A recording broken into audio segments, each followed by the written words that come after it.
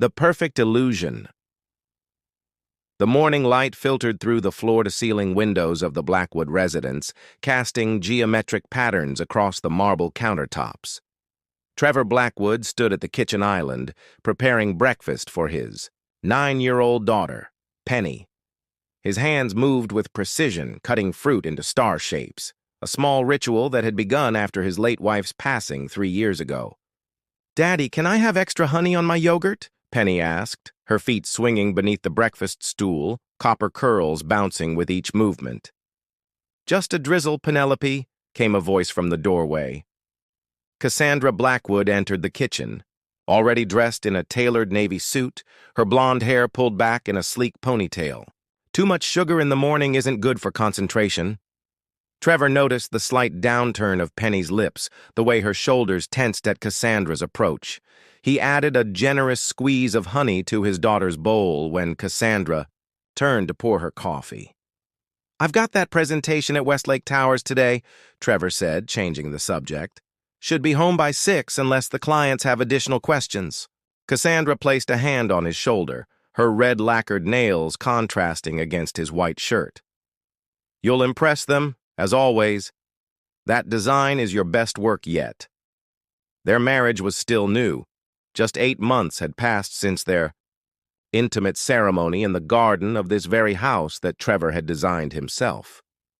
Cassandra had entered their lives like a whirlwind, a consultant brought in to help with the business side of Trevor's architecture firm. Her efficiency, intelligence, and warmth had been exactly what he needed during that difficult time. Penny, however, remained cautious. Trevor attributed it to normal adjustment difficulties. After all, no one could replace her mother, and Cassandra had made it clear she wasn't trying to. "I finished your science project display last night," Cassandra told Penny, sliding into the seat beside her. "The volcano mechanism works perfectly now." "I wanted to do it myself," Penny mumbled, pushing her spoon through the yogurt. "But you were struggling with it, sweetie. And it's due today." Trevor watched the interaction with a mixture of gratitude and concern. Cassandra was trying so hard, perhaps too hard sometimes. She'd left her high-powered consulting career to focus on being a stepmother, insisting that Penny needed stability more than they needed her income. "I'm sure Ms. Mitchell will be impressed," Trevor said, trying to mediate. "And Penny, you did all the research yourself. That's the important part." As they finished breakfast, Trevor couldn't help but notice the portrait of apparent domestic harmony they presented. The successful architect, the attentive stepmother, the bright child. It was everything he had hoped to rebuild after the accident. That took his first wife. Yet something felt slightly off-kilter, like a building with an imperceptible tilt that only a trained eye would catch. Later, as he kissed Penny goodbye at the school gate, she held onto his hand a moment longer than usual. "Can I call you today?" she asked, her voice small. "Of course, Pen. Any time. Promise?" Trevor crouched to her eye level, noting the unusual intensity in her gaze. "I promise. Is everything okay?" Penny glanced back at Cassandra, who waited, in the car. "She's different when you're not there." A cold sensation spread through Trevor's chest. "Different how?" The school bell rang, and Penny's teacher called for the stragglers. "Never mind," Penny said, pulling away. "I have to go." Trevor watched her disappear into the building, unease settling in his stomach. On his way to the car, he reminded himself how common it was for children to resist new parent figures. Hadn't the family therapist warned him about this very thing? "Everything. All right?" Cassandra asked as he slid into the driver's seat. "Yes," Trevor replied, pushing away his doubts. "Everything's perfect." But as he drove away, he couldn't shake the feeling that perfection often concealed the deepest flaws, something he knew all too well from his years of architectural training. Sometimes the most beautiful structures hid the most dangerous structural weaknesses. Whispers in the dark. The Blackwood house fell silent as Trevor's car disappeared down the winding driveway. Cassandra stood at the window, watching until the last glimpse of his silver Audi vanished around the bend. Her reflection stared back at her, poised, elegant, and utterly alone. The business trip to Chicago had come up suddenly, a major client insisting on Trevor's personal oversight for a luxury high-rise project. 3 days away from home. 3 days that stretched before Cassandra like an abyss. She turned from the window and climbed the stairs to Penny's bedroom. The door was closed, a handmade keep out sign hanging from a pushpin. Cassandra knocked twice before entering. "I've brought your laundry," she announced, setting a basket of neatly folded clothes on the bed where Penny sat with headphones on, sketching in a notebook. The girl didn't acknowledge her presence. Cassandra gently removed one side of the headphones. "Penny, I'm talking to you." "Sorry," Penny mumbled, not sounding sorry at all. She closed her sketchbook quickly. "What are you drawing?" Cassandra reached for the book, but Penny pulled it away. "Nothing. Just stuff for art class." "You know, I studied art history in college. I could help." "I don't need help." Penny's voice was flat, her eyes averted. Cassandra felt the familiar tightening in her chest, the sensation of being pushed away. She had tried everything to connect with this child, baking cookies, helping with homework, buying thoughtful gifts. Nothing penetrated the wall Penny had built. "Your father called. He arrived safely in Chicago," Cassandra said, folding a stray sock. "He says goodnight and that he'll call you tomorrow morning before school." Penny nodded, still not making eye contact. "We could do something fun tonight," Cassandra suggested, her voice brightening artificially. "Maybe watch that mermaid movie you like? I could make special popcorn with the chocolate drizzle." "I'm tired. I think I'll just go to bed early." The rejection stung, but Cassandra maintained her smile. "All right then, don't forget to brush your teeth." As she closed Penny's door, Cassandra leaned against the hallway wall, breathing deeply to calm herself. This wasn't how she had imagined their life together. In her dreams, Penny would come to love her, see her as a second mother, a friend. Instead, each day felt like a battle she couldn't win. The second night of Trevor's absence brought a thunderstorm. Lightning illuminated the modern glass house in stark flashes, thunder rattling the expansive windows. Cassandra was reviewing some paperwork in the study when she heard a crash from upstairs, followed by a small yelp. She rushed to Penny's room and found the girl standing on her bed, staring wide-eyed at a broken lamp on the floor. "I didn't mean to," Penny said immediately. "The thunder scared me and I jumped and knocked it over." Cassandra surveyed the damage. The ceramic base shattered beyond repair. It had been a gift from Trevor's mother, a family heirloom passed down. "When they married." "That was your grandmother's," Cassandra said quietly. "I know. I'm sorry." Penny's voice trembled. "Sorry doesn't fix it, does it?" Cassandra felt something inside her shift, a darkness rising from a place she usually kept carefully locked away. "Your father trusted me to take care of things while he's gone to take care of you, and this is how you behave?" "It was an accident," Penny protested, tears forming. "Like the accident with my silk blouse last week? Or the accident with the garden shears?" Cassandra's voice rose. "These constant little accidents that only happen when your father isn't home?" Penny's face paled. "I don't do it on purpose." "I think you do." Cassandra stepped closer to the bed. "I think you're testing me, trying to make me look bad in front of your father." "That's not true, isn't it? I've seen how you act differently when he's around.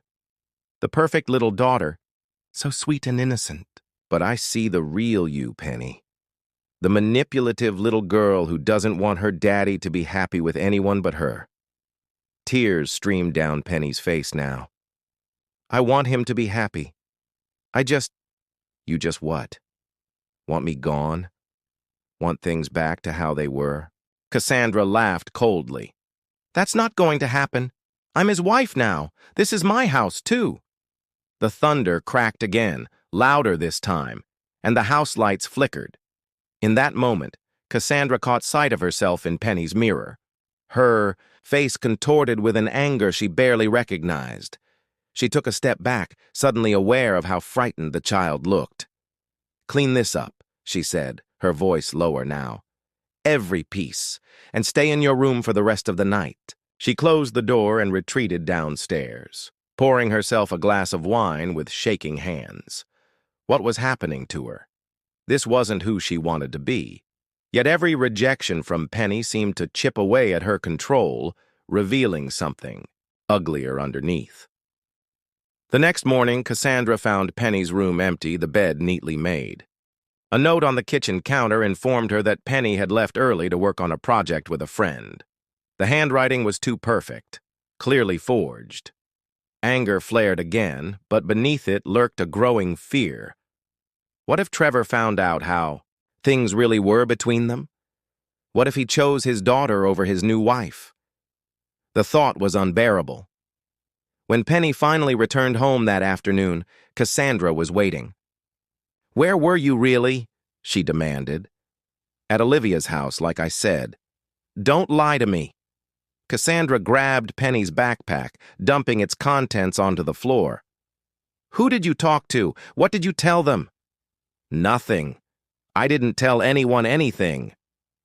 Penny backed away, fear visible in her eyes. "Your father calls in an hour. If you say one word about last night, if you try to turn him against me—" Cassandra stopped herself, hearing the threat in her own voice. Penny stared at her, no longer crying, something harder settling in her expression. "He'd never believe—" "You anyway. He knows who you really are." The words hit Cassandra like a physical blow. "Go to your room, now!" As Penny gathered her scattered belongings, Cassandra caught sight of the sketchbook, fallen open to reveal its contents. The pages contained drawing after drawing of a woman with Cassandra's features, but transformed into something monstrous. Sharp teeth, clawed hands, eyes like empty pits. In that moment, something inside Cassandra snapped completely. The hidden room Trevor.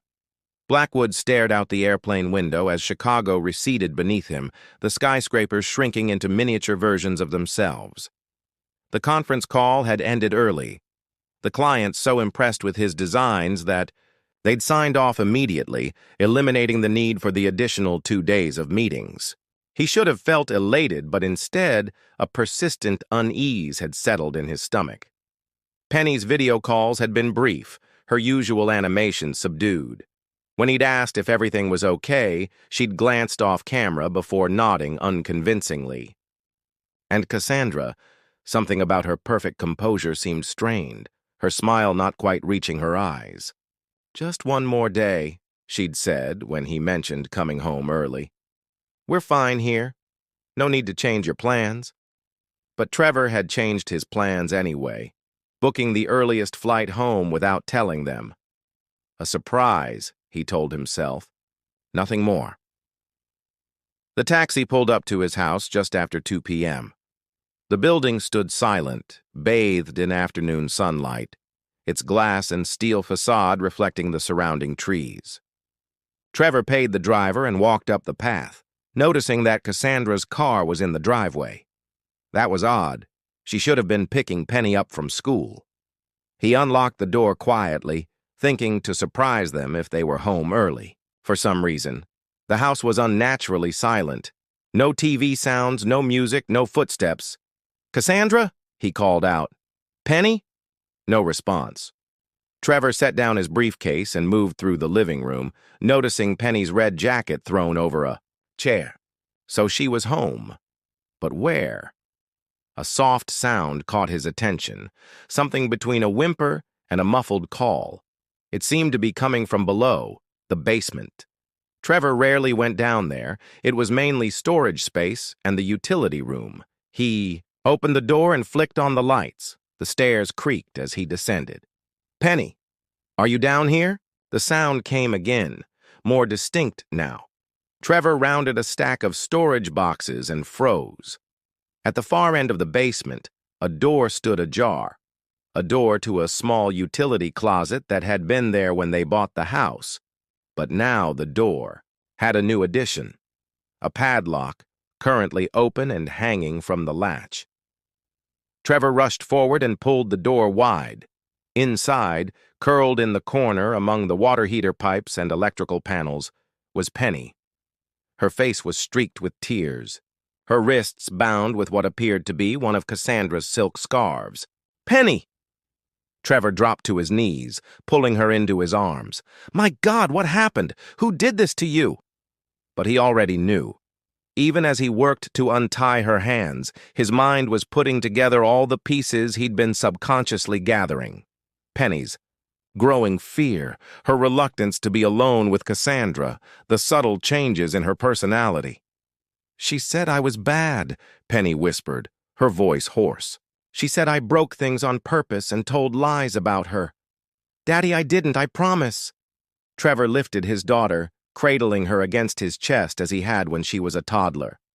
"I believe you, Pen. I believe you."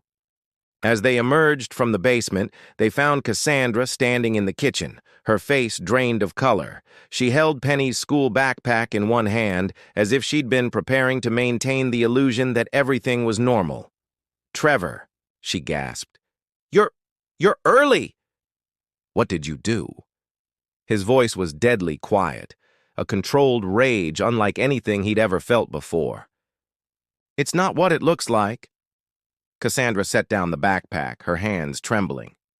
"She was behaving terribly, throwing things, screaming. I needed to calm her down, to have a time out." "A time out?" Trevor's voice rose.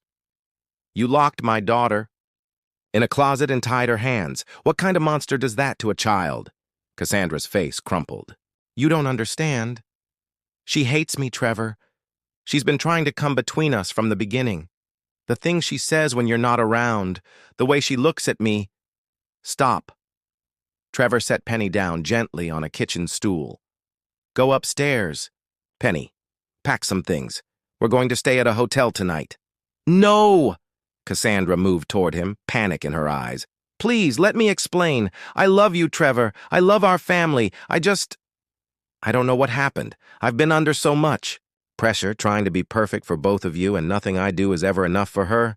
"She's a child," Trevor shouted, his control finally breaking. "A 9-year-old girl who lost her mother, and you're the adult who was supposed to protect her, not torture her." Cassandra sank to her knees, her carefully constructed facade crumbling completely. "I never meant to hurt her. I just wanted her to love me, to accept me." Tears streamed down her face. "Something's wrong with me, Trevor. I don't recognize myself anymore. When I'm alone with her, I become someone else, someone angry and frightened and desperate." Trevor looked at his wife. This woman, he thought, he knew, and saw a stranger. Yet in her breakdown, there was a terrible honesty that hadn't been there before. "We're leaving," he said firmly. "You need help, Cassandra. Professional help. And until you get it, you're not coming near my daughter again." As he turned to follow Penny upstairs, Cassandra's voice stopped him. "I was locked in a closet too," she whispered, "when I was 7. My stepfather. He would put me there when I cried for my real dad. Hours in the dark. Sometimes all night." Her body shook with sobs. "I swore I'd never be like him. Never. And now I've become exactly that. Oh, God, what have I done?" Trevor stood frozen, torn between his need to protect his daughter and the horrified realization that the woman he'd married was herself a victim of the very trauma she was now inflicting. It didn't excuse what she'd done, nothing could, but it explained the darkness that had been lurking beneath her perfect exterior. "Get help," he said finally. "That's all I can tell you right now. Get help or this marriage is over." Broken foundations. The hotel room felt impersonal and cold despite the luxurious furnishings. Trevor sat at the small desk, phone pressed to his ear, speaking in hushed tones to avoid waking Penny, who had finally fallen asleep in the adjacent bedroom. The conversation with his lawyer had been difficult, but necessary. Now he was speaking with Dr. Josephine Winters, a child psychologist recommended by a colleague. Yes, tomorrow at 2 p.m. works, Trevor confirmed, rubbing his temples where a headache had been building for hours. Thank you for fitting us in so quickly. After ending the call, he moved to the doorway of Penny's room, watching the gentle rise and fall of her chest as she slept. The hotel staff had been kind enough to provide a stuffed bear, which she clutched tightly. In sleep, she looked younger, more vulnerable than her 9 years, a stark reminder of how badly he had failed to protect her. The signs had been there. All those times Penny had tried to tell him in her own way. Her reluctance to be left alone with Cassandra, her withdrawal, the nightmares that had returned after months of peaceful sleep. He had attributed it all to normal adjustment difficulties, had convinced himself that time would heal the wounds of their fractured family.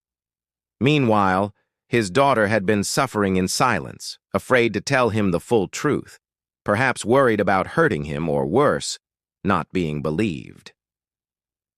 His phone buzzed with a text message. Cassandra, I've checked into Pinewood Behavioral Health Center, starting intensive therapy tomorrow. I'm so sorry, Trevor. Please tell Penny I'm sorry too. I'll do whatever it takes to make this right. Trevor set the phone down without responding. Part of him wanted to delete the message, block her number, erase her from their lives completely. Another part, the part that had fallen in love with her warmth and intelligence, wondered if there was any path to redemption after such a betrayal. The next morning brought the difficult task of explaining to Penny what would happen next. They sat in a cafe near the hotel, Penny picking at a chocolate croissant while Trevor tried to find the right words. We're going to see a special kind of doctor today, he began. Someone who helps kids talk about scary or confusing things that have happened to them. Penny nodded, her eyes downcast. Is it because of what Cassandra did? Yes, sweetheart. And I want you to know that none of it was your fault. Not one bit. She said it was, Penny whispered. She said I made her angry on purpose. Trevor reached across the table to take her small hand in his. That's not true. Cassandra has problems, issues from her own childhood that she never dealt with properly. But that doesn't excuse what she did to you. Is she going to jail? The question caught Trevor off guard. Do you want her to? Penny considered this, her brow furrowed in thought. I don't know. Sometimes I hate her for what she did. But sometimes she trailed off. Sometimes what? Sometimes she would cry after being mean, when she thought I couldn't hear, and she'd say sorry to my picture when she thought I was asleep. Penny looked up at her father. Is that weird? That I feel bad for her even though she scared me? Trevor marveled at his daughter's capacity for compassion, even after everything she'd endured. It's not weird at all. Feelings are complicated, Pen. We can be angry at someone and still care about them at the same time. Are you still married? To her? Another difficult question. Legally, yes. But we're going to be apart for a while. Cassandra is getting help too with doctors who specialize in the kind of problems she has. And then? I don't know, Trevor admitted. That depends on a lot of things. But what I do know is that you and I are going to be okay. We'll figure this out together. The session with Dr. Winters proved both illuminating and heartbreaking. Through gentle questioning and drawing exercises, the psychologist helped Penny articulate experiences she had been unable to put into words. The pattern of emotional abuse had been escalating for months, criticism disguised as helpful suggestions, gaslighting, isolation from friends, and finally, physical confinement as punishment. She's remarkably resilient, Dr. Winters told Trevor, afterward, while Penny waited in the playroom. But she's carrying a significant burden of confusion and guilt. Children often blame themselves for adult behavior, especially in situations involving step-parents. What can I do? Trevor asked, feeling helpless in the face of his daughter's pain. Be present, be consistent, and consider family therapy once the immediate crisis has stabilized. Not with Cassandra yet, but perhaps down the road, if appropriate. The doctor handed him a file of resources. And Trevor, take care of yourself too. You can't pour from an empty cup. That evening, as they began the process of moving into a temporary apartment, Trevor received a call from Cassandra's therapist at Pinewood requesting permission to share certain information. Ms. Blackwood has been diagnosed with borderline personality disorder with comorbid PTSD, the therapist explained. Her childhood trauma created deep-seated abandonment issues and difficulty regulating emotions, particularly in intimate relationships.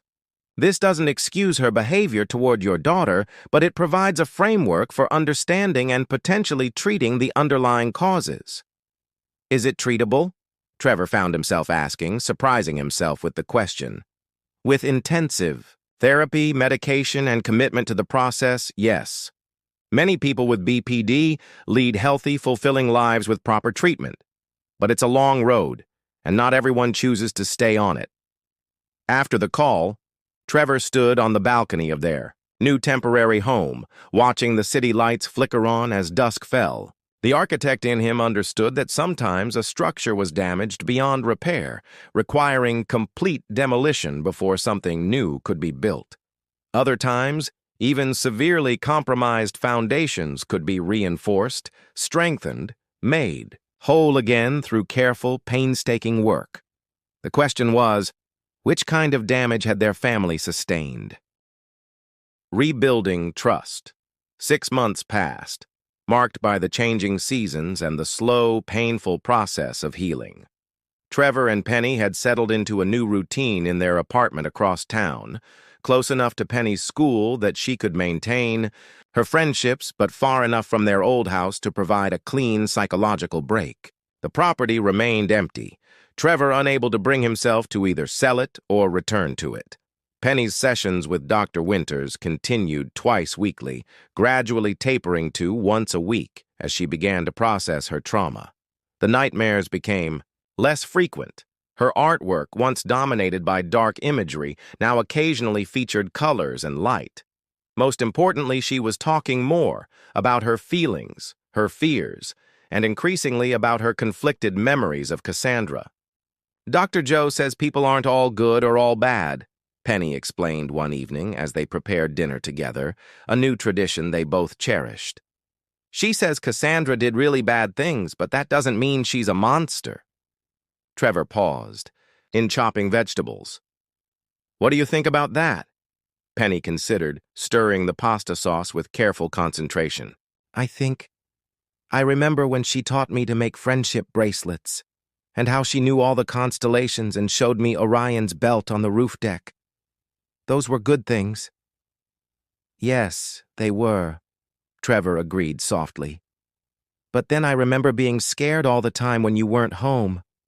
Walking on eggshells, Dr. Joe calls it. Penny's stirring slowed. I don't want to be scared like that ever again. You won't be, Trevor promised. Not if I can help it. His own therapy had been revealing.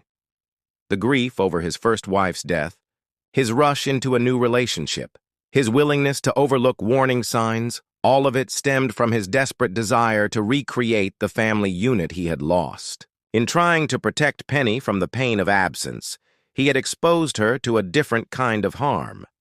Cassandra's progress at Pinewood had been steady, according to the reports Trevor received with her permission. After the initial residential treatment, she had transitioned to an intensive outpatient program, maintaining her therapy schedule while beginning to rebuild her independent life. She had found a small apartment and resumed consulting work on a limited basis. They communicated primarily through their respective therapists and lawyers, a carefully managed dialogue that protected Penny while allowing for necessary decisions to be made. The divorce papers remained unserved, a limbo that Trevor wasn't yet ready to resolve in either direction. Then came the letter, handwritten on simple stationery, delivered by Cassandra's therapist during a joint session with Trevor's counselor.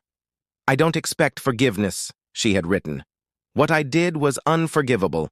But after months of intensive therapy, I understand now what happened inside me, how my own unhealed wounds became weapons I used against an innocent child. The cycle of abuse I swore I would never continue, I perpetuated instead. There is no excuse, only explanation and a commitment to ensure it never happens again with anyone.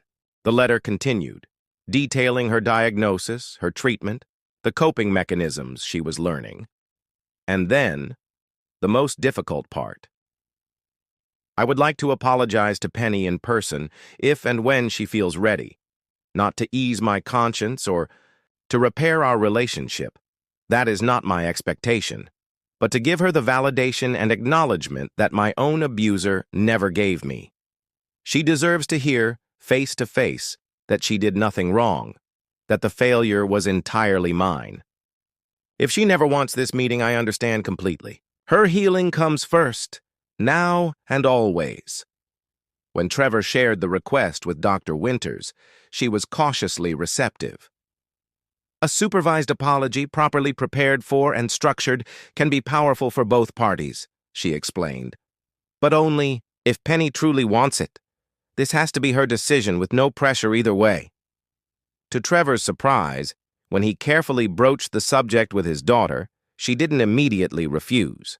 "Would you be there?" she asked, building a tower of blocks in Dr. Winters' office during their family session. The whole time, Trevor assured her, and Dr. Joe too. Penny knocked over her tower, watching the blocks scatter. "I have questions I want to ask her. Things I don't understand." "That's very mature, Penny," Dr. Winters said. "What kind of questions? Like, was it all pretend? The nice parts, I mean." And she hesitated. Did she ever really love me at all? Or was she just pretending because of Dad?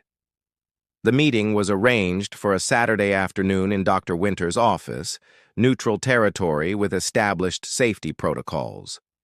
Trevor arrived early with Penny, who had chosen to wear her favorite blue dress and the butterfly hair clip that had been a gift from her birth mother. "Remember," Trevor told her as they waited, "you can leave anytime you want. Just give the signal we practiced and we'll go." Penny nodded, clutching a small stone in her palm, a courage rock given to her by her art therapist. "I know, Dad." When Cassandra entered, Trevor barely recognized her. Gone was the perfectly coiffed, immaculately dressed woman he had married. This Cassandra wore minimal makeup, simple clothing, her hair pulled back in a casual ponytail.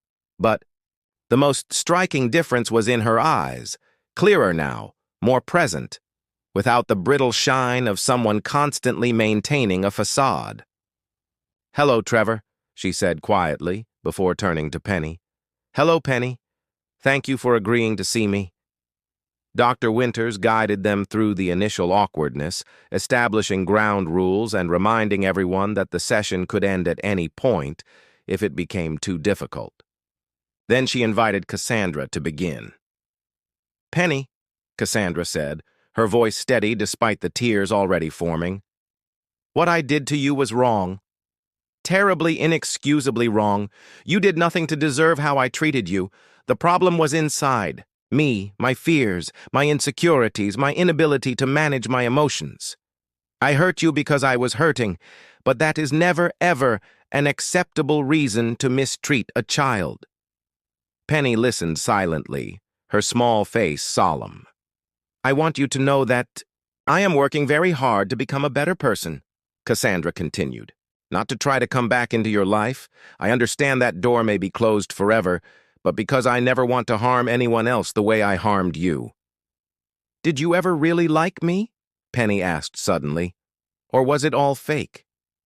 Cassandra seemed taken aback by the directness of the question. "It wasn't fake, Penny. The good moments, they were real. I did care about you. I wanted so badly to be a good stepmother, to be someone you could trust and maybe even love someday. But I didn't know how to handle it when that didn't happen as easily as I hoped. Because of what happened to you when you were little?" Penny asked, surprising everyone with her insight. Cassandra nodded. Yes, I never learned healthy ways to deal with rejection or fear. When I felt you pulling away from me, it triggered all those old feelings from my own childhood.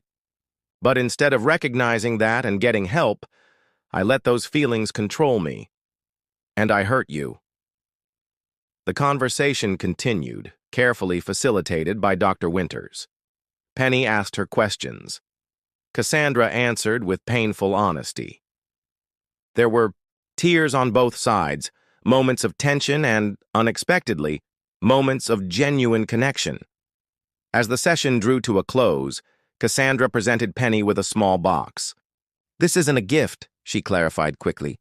You don't need to accept it. It's the journal I've been keeping during my treatment. I thought, if someday you wanted to understand more about why people sometimes hurt the ones they're supposed to protect, it might help. Penny looked to her father, who nodded slightly, leaving the decision to her. She took the box but didn't open it. Thank you, she said formally. I'll think about it.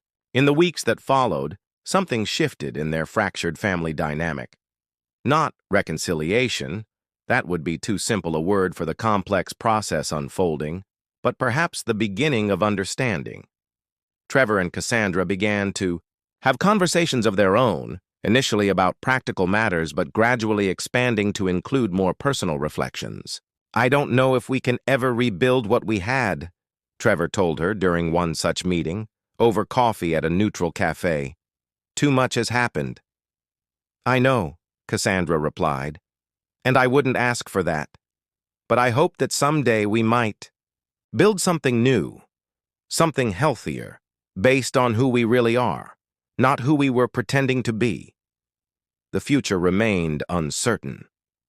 The divorce papers still sat in Trevor's desk drawer, neither filed nor destroyed. Penny continued to live exclusively with her father, though she had agreed to occasional supervised visits with Cassandra, brief encounters that grew less tense with time. 1 year after the incident in the basement, Trevor finally returned to the house he had designed with such care. Standing in the empty rooms, he saw both the beauty of his creation and the flaws in its foundation, the way he had built a showcase rather than a true home, prioritizing appearance over substance. As an architect, Trevor knew that sometimes the most important part of building was being willing to start again, not from the same flawed blueprint, but from a deeper understanding of what a structure needed to truly stand the test of time. Trust, like a well-designed building, couldn't be rushed. It required careful planning, quality materials, and a solid foundation. The rebuilding had begun, not of the perfect family he had once envisioned, but of something more authentic, a connection between 3 damaged people, each doing the hard work of healing, each learning to be honest about their cracks and fractures. It wasn't perfect. It wasn't even whole yet. But it was real, and in that reality lay the possibility of something stronger than the illusion they had lost.